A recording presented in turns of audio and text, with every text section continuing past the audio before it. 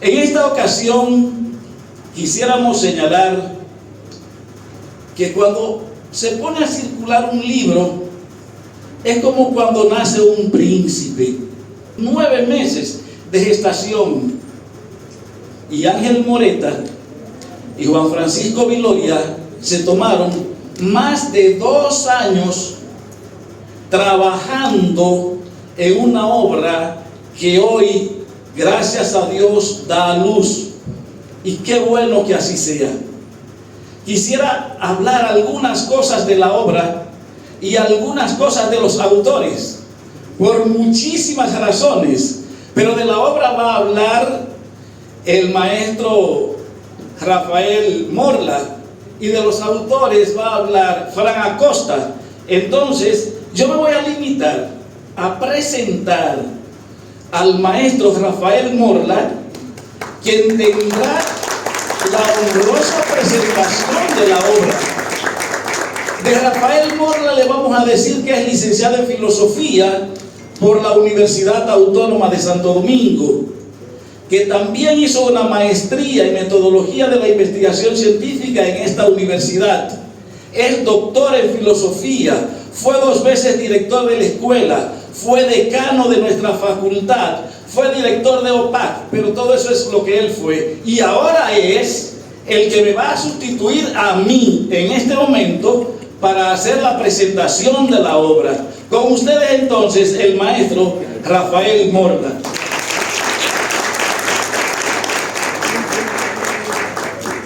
Pedro debería llamarse generoso. Es el hombre más generoso o genial. Generoso Pedro.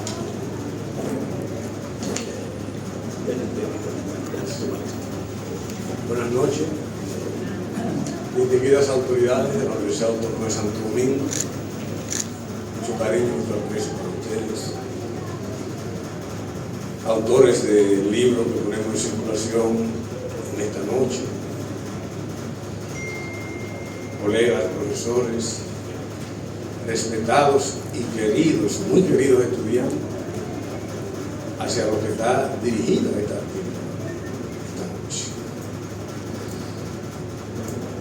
Se me ha pedido que pronuncie cosas de Fran Acosta, con el apoyo seguro de Moreta y Alexis. Se me ha pedido que pronuncie algunas palabras en torno a la obra Lecturas y Textos de Filosofía, de la autoría de los consumados y experimentados académicos dominicanos Ángel Moreta y Alexis Viloria. Es mucho el honor que se me confiere al escogerme para presentar una obra donde Moreta, nuestro guía en materia de política académica al interior de la Escuela de Filosofía en la década del 80, participa como autor. Fran Acosta, Orlando Río, Antonio Medina, Alexis Viloria y quien les habla, éramos integrantes de lo que entonces se llamaba el Grupo Moreta. Conocí a los autores de este libro en el año 1984, a raíz de la muerte trágica del doctor Darío Solano, quien en la razón conducía el departamento, y desde entonces hemos mantenido una gran amistad entre agradecimientos y reconocimientos que se han acrecentado con el tiempo. El manual que justifica nuestra presencia en este espacio está dirigido al ciclo básico, es decir, a los que se inician en el estudio y la reflexión filosófica. Y esto es más cierto si tomamos en cuenta que en la República Dominicana no se imparte filosofía en ninguno de los niveles correspondientes a la educación preuniversitaria. Como soy estudioso de la lógica formal, rechazada por la modernidad temprana en las figuras de Bacon y Descartes, hablaré primero de la estructura del libro, y desde este punto de vista comienzo diciendo que tiene 590 páginas, por lo cual no solo entra en la categoría de obra voluminosa, sino que también pone de relieve el trabajo humano plasmado en él para hacerlo posible. Esto lo digo porque en el mundo académico suelen aparecer los ligeros de la opinión que piensan que las selecciones de textos no conllevan trabajo intelectual y que no comportan sistema, método y creatividad. En la academia todo encierra y lleva en sí mucho esfuerzo, y si la tarea que nos proponemos se impulsa con seriedad y honestidad y se pone la mirada en el cumplimiento de la misión universitaria de llevar luz, comprensión y criticidad a la sociedad dominicana, como es el caso, mucho más. En este sentido, comienzo adentrándome en el cumplimiento de la tarea encomendada, haciendo alusión a la última parte titulada Ejercicios, Preguntas, Reflexión y Autorreflexión, que les toca llenar a cada estudiante a la luz de los textos seleccionados. ¿Dónde está el genio y el trabajo creativo? En elaborar las preguntas y en asignar las tareas correspondientes a cada texto, lo cual supone dominio cognitivo y alto sentido pedagógico. El cuestionario tiene 122 páginas, que al ser llenadas cuidadosamente instalarán en el intelecto del estudiante el sentido unitario y totalizador de la actividad filosófica. La obra en cuestión consta de 6 partes. Son ellas: 1. Introducción a la filosofía. 2. Lecturas y textos sobre el concepto de filosofía. 3. Teoría del conocimiento. 4. Ética. 5. Textos filosóficos y metodológicos. Y 6. Pensamiento social y filosófico dominicano. Ahora bien, como este libro fue escrito por 2 filósofos y sociólogos que tienen pleno dominio de la lógica y de la metodología de la investigación, cada parte indicada está acompañada de sus respectivos temas y estos a su vez de sus correspondientes acápites, y así sucesivamente hasta agotar la totalidad de la obra. Pero además, como han proclamado el carácter propedéutico del texto, comienza parte 1, tema 1, con la pregunta: ¿qué es filosofía? La respuesta que se pretende construir está basada en la distinción entre el objeto y el método del saber filosófico, seguido de una distinción respecto a otros saberes o formas de comprender el mundo, como la ciencia y la religión. Lo importante aquí es que la filosofía queda instalada como una de las formas de la conciencia social que atiende a la universalidad y la totalidad, lo cual supone un diálogo permanente con los demás saberes particulares.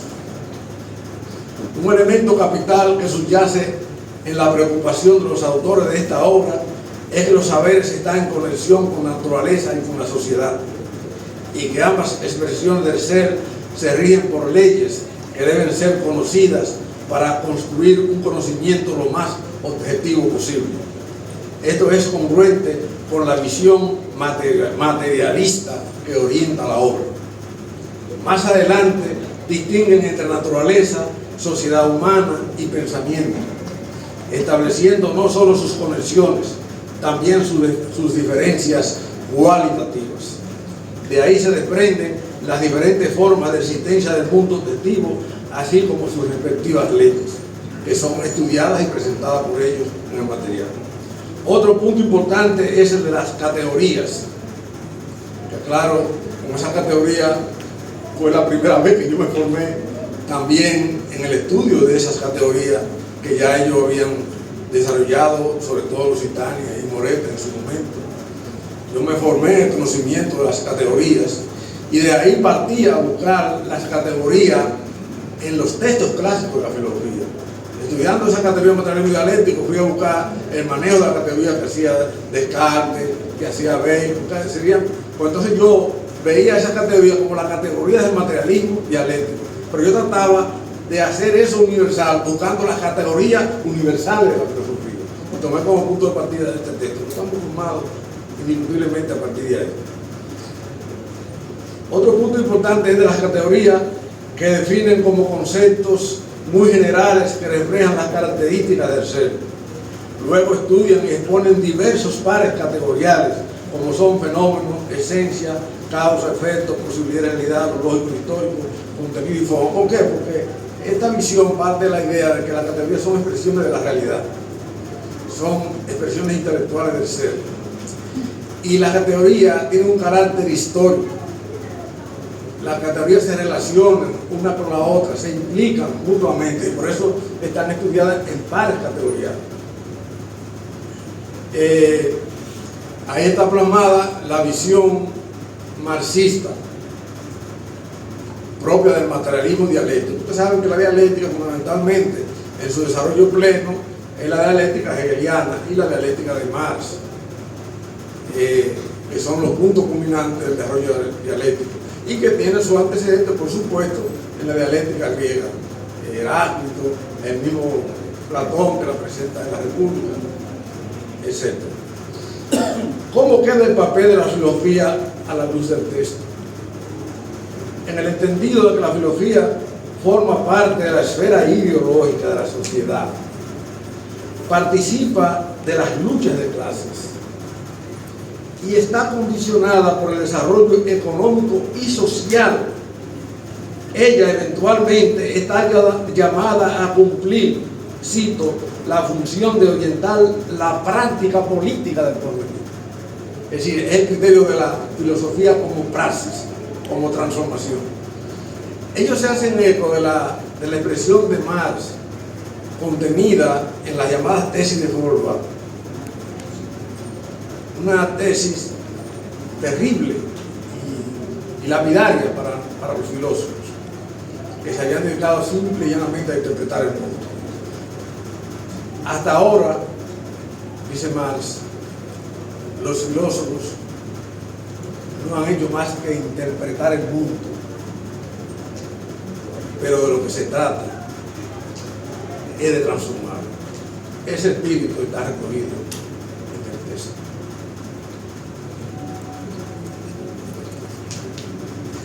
El texto se hace eco del debate epistemológico de la modernidad filosófica, que, como ustedes saben, es el famoso debate entre empirismo y racionalismo. En la tradición racionalista está Descartes, que es el padre de la filosofía moderna, está Leibniz y está Spinoza y el padre Malebranche, que son los grandes racionalistas. Y la otra línea, donde es la línea empirista, que hay dos líneas fundamentales. Parte de la figura de Bacon, que es el creador de la inducción moderna. Sigue Thomas Hobbes, sigue John Locke y Hume, que es como el punto de llegada de ese empirismo clásico. Yo digo en mi tesis doctoral que el hombre que trata de aproximar las paralelas cognitivas es Kant, porque Kant dice: todo conocimiento procede de la experiencia, pero no todo conocimiento es de experiencia. Es decir, en el primer momento se apega a la tradición empirista y en el segundo abre las posibilidades de la razón. No todo conocimiento, si bien todo conocimiento procede de la experiencia, no todo conocimiento es de experiencia. Hay otro conocimiento que es de razón. Entonces,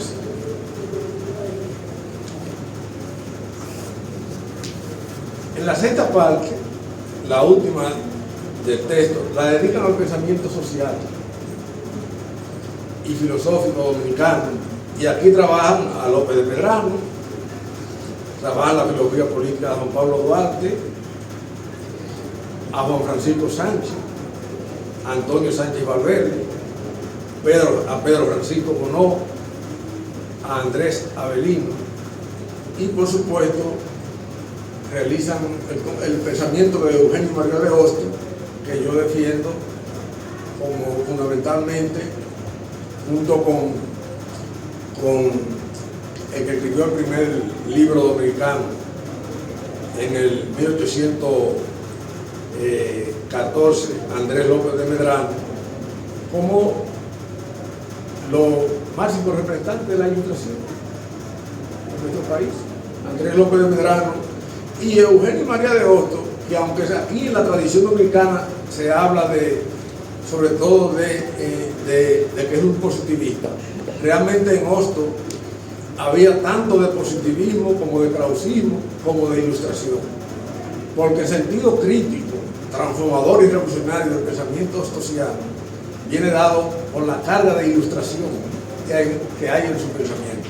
Porque todo el mundo sabe aquí que el positivismo no daba ese espíritu crítico. Sencillamente porque el positivismo nació en Europa en 1830 como una reacción, en el sentido reaccionario, frente al legado ilustrado. Por tanto, ese espíritu crítico de Otto es un aporte en él de la ilustración. Y ellos tratan de recoger todo esto en el libro. Aquí está escogido el espíritu del texto. Y concluyo con este párrafo. Señores y señoras, a rasgos muy generales, este es el contenido del texto. Como se puede ver, aquí hay de todo y para todos los que quieran ilustrar su entendimiento. Pueden entrar al edificio del saber filosófico con un ejemplar de este libro en la mano, no para casarse con él, sino como un medio para alcanzar nuevos peldaños. Todo manual, que quede esto como aclaración en esta hora, todo manual es un pie de amigo que al ser devorado intelectualmente debe ser lanzado sin piedad a la hoguera a fin de conquistar nuevos momentos en el complejo y trabajoso pero transitable mundo de la filosofía. Enhorabuena, queridos amigos.